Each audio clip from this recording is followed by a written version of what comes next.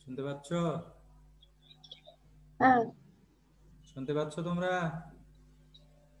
হ্যাঁ স্যার শুনতে পাচ্ছি। শুনতে পাচ্ছি। দেখো, আজকে আমরা একটি প্রবন্ধ পড়ব। প্রবন্ধের নাম কি? শিরোনাম হলো বাংলাদেশের ক্ষুদ্র জাতিসত্তা।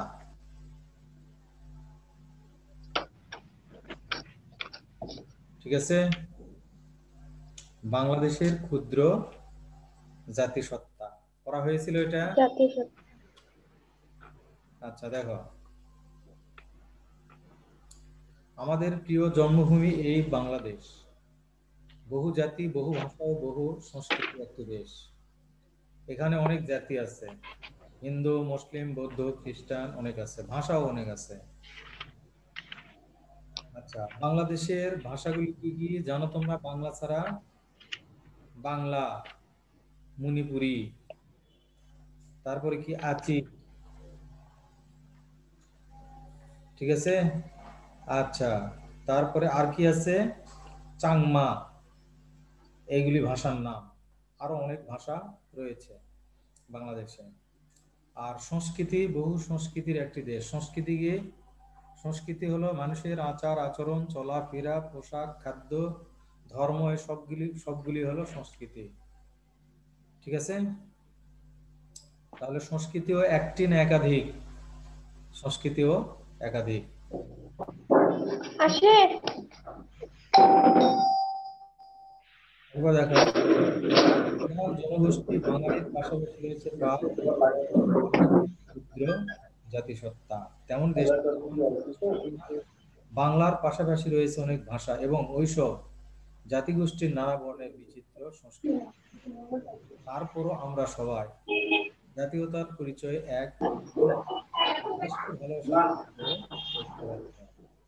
বৈচিত্র্যের মধ্যেও এই যে একতার শক্তি, এটি আমাদের বাংলাদেশের সুন্দর ও বর্ণময় করে তুলেছে।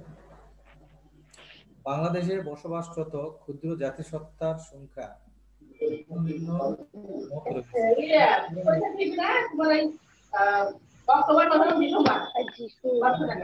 বলে অনুমান করা হয় যে 46টি কি আছে?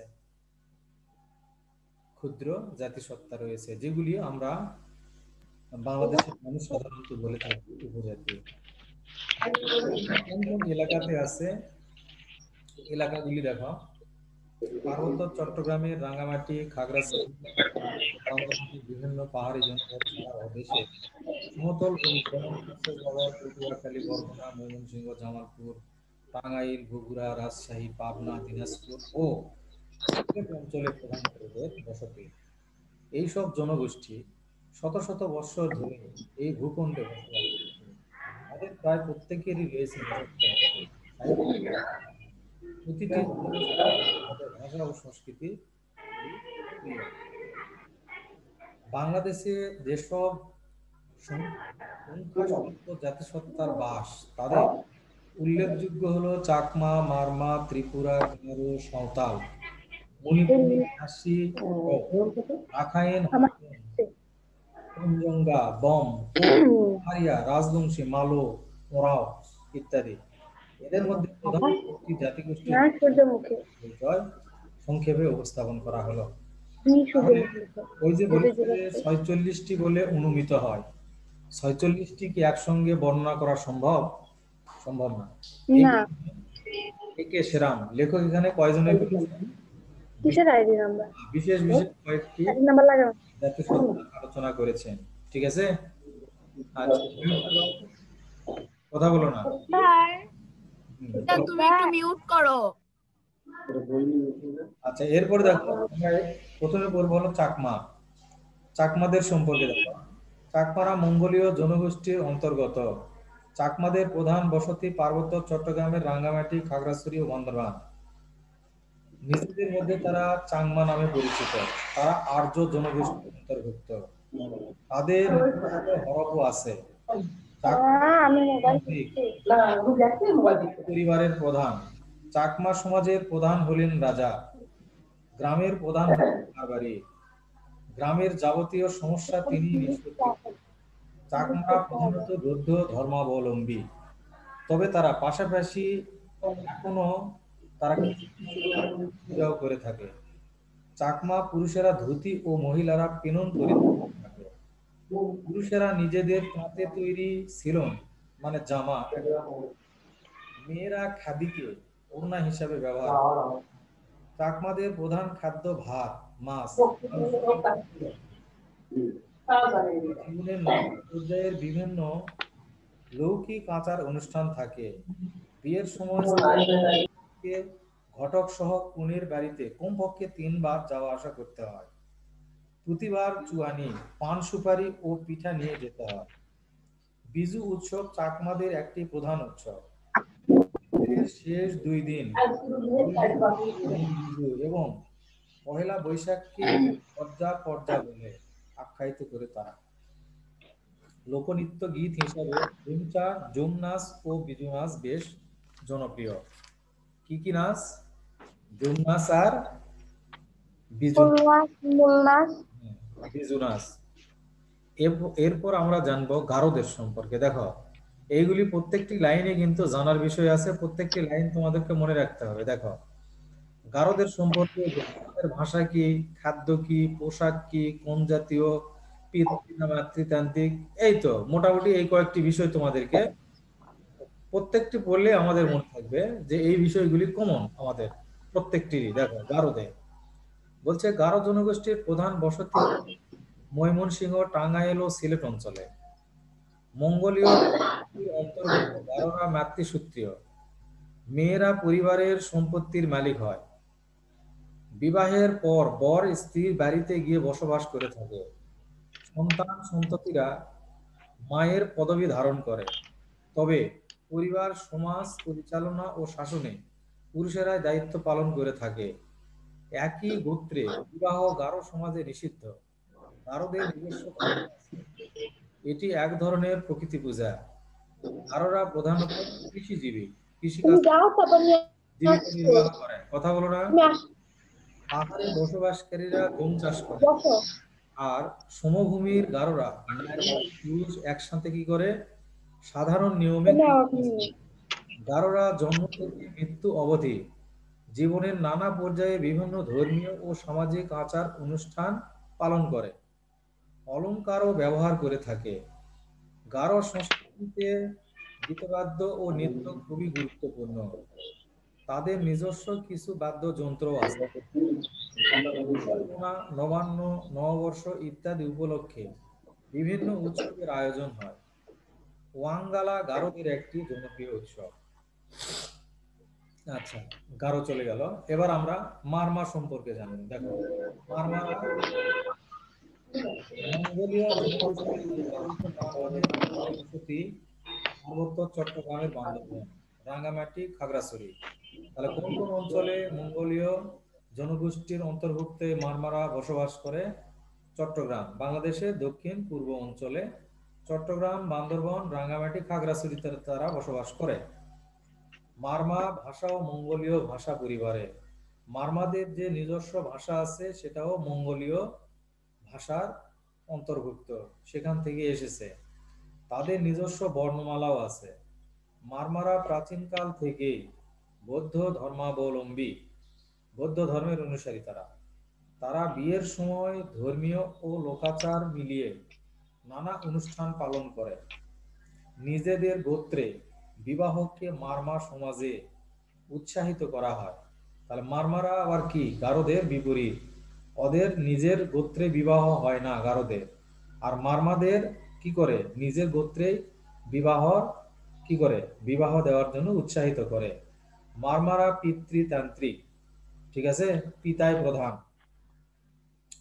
সম্পত্তির উত্তরাধিকারে ছেলে ও মেয়েদের সমান অধিকারের কথা বলা আছে।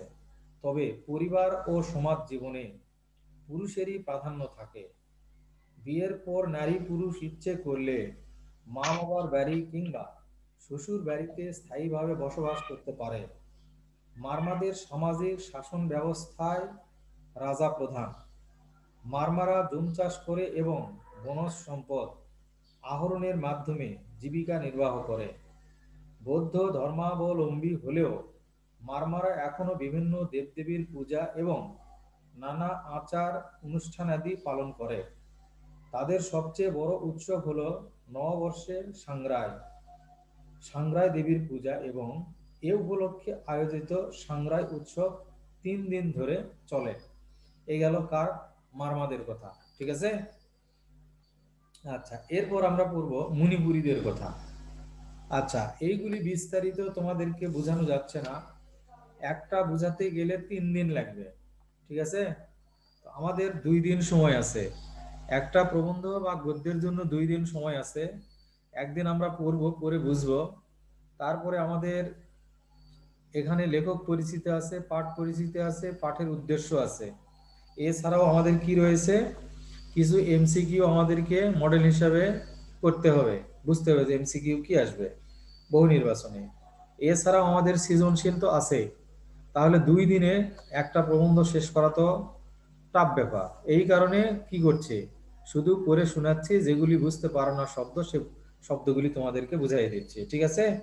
আচ্ছা, তাছাড়া এইগুলিতে অনেক কথা বলার ছিল, অনেক কথা, মারমা পড়তে অনেকক্ষণ লাগবে। এবার আসি আমরা মণিপুরীতে। বাংলাদেশের ক্ষুদ্র জাতিগোষ্ঠীর মধ্যে মণিপুরী জাতি অন্যতম। তাহলে বাংলাদেশের যত ক্ষুদ্র জাতিসত্তা আছে তার ভিতরে অন্যতম কি? এটা কত মণিপুরী। অধ্যায়ে? এদের আদি নিবাস ভারতের মণিপুর রাজ্য। এদের মধ্যে কোনো কোনো সম্প্রদায়ের নিজস্ব বর্ণমালাও আছে। মণিপুরীরা যেখানে বসতি স্থাপন করে সেখানে কয়েকটি পরিবার মিলে গড়ে তোলে পাড়া। প্রতিটি পাড়াতেই থাকে দেব মন্দির ও মণ্ডপ। ওই মন্দির ও মণ্ডপকে ঘিরেই আবর্তিত হয় ওই পাড়ার যাবতীয় ধর্মীয় ও সামাজিক কর্মকাণ্ড। মণিপুরী সমাজে পাড়া বা গ্রাম ও পাঞ্চায় বা পঞ্চায়েতের ভূমিকা খুবই গুরুত্বপূর্ণ। মণিপুরী জনগোষ্ঠী 60টি গোত্রে বিভক্ত। কয়টি গোত্রে বিভক্ত? 60টি গোত্রে বিভক্ত। মণিপুরীদের প্রাচীন ধর্মের নাম আপোকপা। তবে মণিপুরীদের অধিকাংশই এখন সনাতন ধর্মের চৈতন্য মতের অনুসারী। মণিপুরীদের একটি উল্লেখযোগ্য অংশ ইসলাম ধর্মাবলম্বী। সনাতন ধর্মাবলম্বী মণিপুরীদের প্রধান উৎসব রাস উৎসব, রথযাত্রা ইত্যাদি। রাস উৎসব উপলক্ষে রাস নৃত্য ও মেলার আয়োজন করা হয়ে থাকে। মণিপুরীরা প্রধানত কৃষিজীবী। ভাত, মাছ, শাকসবজি মণিপুরীদের প্রধান খাদ্য। মণিপুরী পুরুষেরা প্রধানত ধুতি, গামছা, জামা ইত্যাদি পরিধান করে, আর মেয়েরা পরে নিজেদের তৈরি বিশেষ ধরনের পোশাক। এবার আসলো ত্রিপুরা। পার্বত্য চট্টগ্রামের খাগড়াছড়ি, রামগড়, রাঙ্গামাটি, কাপ্তাই এবং চট্টগ্রাম জেলা, বৃহত্তর কুমিল্লা, নোয়াখালী ও সিলেট অঞ্চলে বসবাসকারী ত্রিপুরা জনগোষ্ঠী মঙ্গোলীয় মহাজাতির অংশ। তাহলে আমরা একটা জিনিস লক্ষ্য করেছি কি, যে আমরা যে সকল ক্ষুদ্র জাতিসত্তার কথা পড়ছি বেশিরভাগই কিন্তু মঙ্গোলীয়। ঠিক আছে। আচ্ছা, তাহলে মঙ্গোলীয় একটা প্রাচীন অধিবাসী, তাদের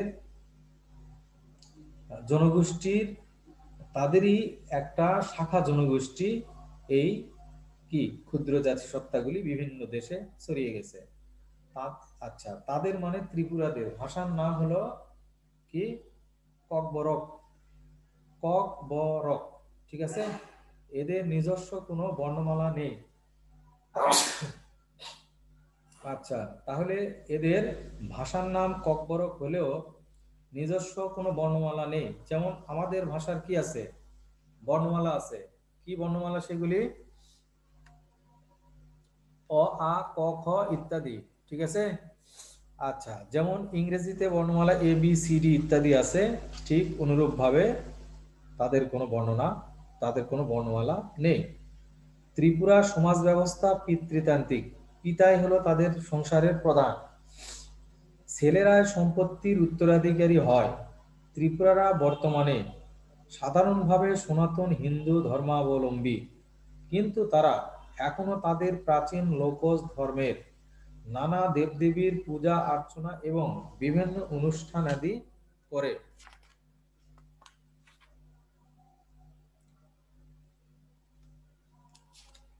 আচ্ছা, অনুষ্ঠান আদি করে। ত্রিপুরারা মেয়েরা কাপড় বয়নে খুবই দক্ষ। তাহলে কাপড় বয়নে মানে কাপড় তৈরিতে, যেটা তাঁত শিল্পে তারা খুব দক্ষ। তারা নিজেদের পরনের কাপড় নিজেরাই তাঁতে তৈরি করে। পুরুষেরা পরিধান করে নিজেদের তৈরি গামছা ও ধুতি। আচ্ছা, ত্রিপুরারা কৃষিজীবী। তারা কি কৃষিজীবী? তারা পাহাড়ে জুম চাষ করে। ত্রিপুরাদের সঙ্গীত ও নৃত্য খুবই সমৃদ্ধ। তাদের মধ্যে বিভিন্ন সঙ্গীতের প্রচলন যেমন আছে, তেমনি আছে নানা নানা প্রকারের নৃত্য। ত্রিপুরাদের প্রধান উৎসব নববর্ষ বা বৈশুখ। ত্রিপুরা জনগোষ্ঠীর বৈশুখ, মারমাদের সাংগ্রাই ও চাকমাদের বিজু উৎসবের প্রথম অক্ষর নিয়ে বৈশাখী উৎসব এখন নববর্ষ উপলক্ষে পার্বত্য চট্টগ্রামের জাতীয় উৎসব। সাঁওতাল জনগোষ্ঠীর লোক প্রধানত, এরপরে আসলো সাঁওতাল, ঠিক আছে। আচ্ছা, শিরোনাম সাঁওতাল। সাঁওতাল জনগোষ্ঠীর লোক প্রধানত উত্তরবঙ্গ ও সিলেটের চা বাগানে বসবাস করে। কোথায় বসবাস করে? উত্তরবঙ্গ আর সিলেটের চা বাগানে সাধারণত সাঁওতালরা বসবাস করে। তাদের ভাষা হলো অস্ট্রিক। অস্ট্রিক পরিবার থেকে এসেছে। সাঁওতাল সমাজ পিতৃতান্ত্রিক, পিতাই প্রধান। সম্পত্তির মালিকানায় এবং সমাজ ও পরিবারে পুরুষই প্রধান। সাঁওতালদের নিজস্ব ধর্ম আছে, কিন্তু কোনো ধর্মগ্রন্থ নেই। পেশার দিক থেকে সাঁওতাল জনগোষ্ঠী প্রধানত দুই ভাগে বিভক্ত: কৃষক ও শ্রমিক। অনেকের জন্য কৃষি যেমন প্রধান জীবিকা, তেমনি অনেকে আবার শ্রমিক হিসাবে বিভিন্ন জায়গায় কাজ করে থাকে। ব্রিটিশ বিরোধী স্বাধীনতা আন্দোলনে সাঁওতালদের সংগ্রামী ভূমিকা, বিশেষ করে সাঁওতাল বিদ্রোহ ও নাচল কৃষক বিদ্রোহ ইতিহাসে বিশেষভাবে স্মরণীয় হয়ে আছে। সাঁওতালরা খুবই পরিষ্কার পরিচ্ছন্ন থাকে। বাড়িঘর লেপে মুছে পরিষ্কার রাখা হয় এবং দেয়ালে নানা রং দিয়ে ছবি আঁকা হয়। বোহরাই হচ্ছে সাঁওতাল সমাজের শ্রেষ্ঠ উৎসব। এটা অনেকটা পৌষ পার্বণের মতো। সাঁওতাল নৃত্যে মেয়ে পুরুষ দলবদ্ধ হয়ে নাচে। তাদের ঝুমুর নাচ খুবই জনপ্রিয়। বাংলাদেশের এইসব ক্ষুদ্র নৃতাত্ত্বিক জাতিসত্তার জীবন ও সংস্কৃতি আমাদের জাতীয় সংস্কৃতিকে সমৃদ্ধ করেছে,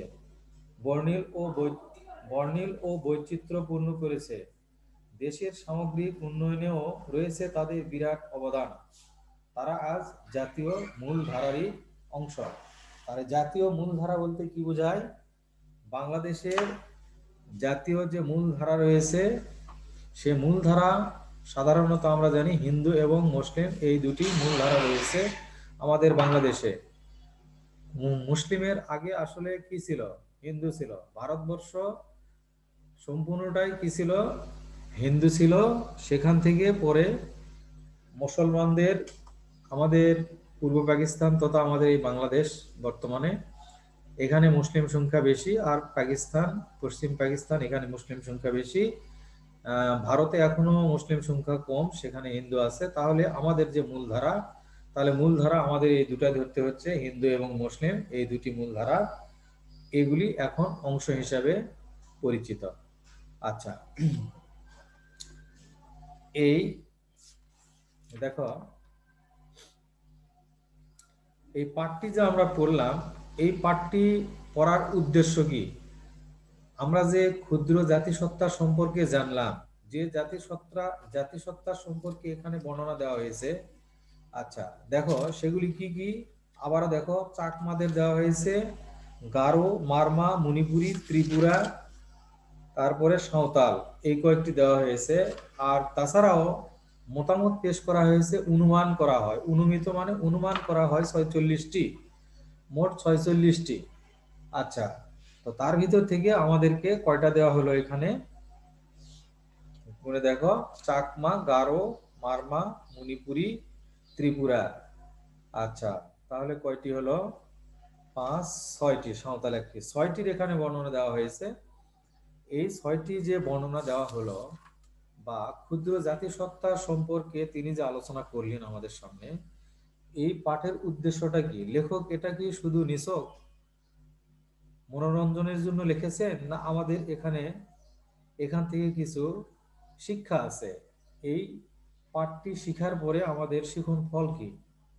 শিখন ফল হলো পাঠের উদ্দেশ্য যেটা, সেটাই শিখন ফল। বাংলাদেশে বসবাসরত বিভিন্ন ক্ষুদ্র জাতিগোষ্ঠী সম্পর্কে শিক্ষা দিতে অবহিত করা। তাহলে বাংলাদেশে শুধুমাত্র যে হিন্দু আর মুসলিম নেই, অন্যান্য জাতিও যে আছে, এবং সে জাতিগুলির নিজস্ব কারো ভাষা আছে, বর্ণমালা আছে, খাদ্য খাদ্যাভ্যাস ভিন্ন আছে, পোশাক ভিন্ন আছে। আচ্ছা, এবং তাদের বসবাসের নির্দিষ্ট কিছু এলাকা, যদিও সেই এলাকাতে তারা বসবাস করতে বাধ্য নয়, তবে ওই এলাকা ছেড়ে আর তারা কখনো যায় না কোনো দিকে, ওই এলাকাতেই সাধারণত তারা বাস করে। তাহলে তাদের কিছু বৈশিষ্ট্য, ভিন্ন ভিন্ন বৈশিষ্ট্য রয়েছে। আচ্ছা, তবে মানুষ হিসাবে আমরা যেরকম মানুষ, রক্ত মাংসের, তারাও রক্ত মাংসের মানুষ। তাদেরও ক্ষুধা লাগে, তৃষ্ণা লাগে, আমাদেরও ক্ষুধা তৃষ্ণা লাগে, আমাদেরও শীতাতপ আছে, শীত এবং তাপ আছে, তাদেরও শীতাতাপ আছে। আচ্ছা, তো তারা যে আমাদের দেশেই বসবাস করে, তো তাদের ভিন্নতা কোথায়? ভিন্নতা এই তো বললো পোশাকে। আচ্ছা, তাহলে আমরা যেরকম পোশাক পরি, তারা আসলে এরকম পোশাক পরে না। এখানে আমরা বিভিন্ন এই ক্ষুদ্র জাতিসত্তার পোশাক সম্পর্কে জেনেছি। এর ভিতরে এগুলি মনে রাখতে হবে, কোনটি কাদের পোশাক, এটা মনে রাখার বিষয়। প্রত্যেকটির পোশাক মনে রাখতে হবে। এরপর খাদ্য মনে রাখতে হবে, কাদের খাদ্য কিরকম। আচ্ছা, আমি পয়েন্ট আউট করে দিচ্ছি এগুলি। এরপরে দেখো, তাদের কিছু উৎসব আছে। আমাদের যেরকম মুসলমানদের ঈদ আছে, তারপরে শবে বরাত আছে, শবে মিরাজ আছে, এগুলি যেরকম আমাদের মুসলমানদের আছে, হিন্দুদের কি আছে? দুর্গা পূজা, কালী পূজা, এই ধরনের উৎসব আছে। ঠিক ক্ষুদ্র জাতিসত্তাদেরও এরকম কি আছে? নির্দিষ্ট উৎসব রয়েছে। তাহলে উৎসব মনে রাখবে। এরপরে কি মনে রাখতে হবে? এদের ভাষা। আমাদের যেরকম কি আছে? বাংলা ভাষা রয়েছে।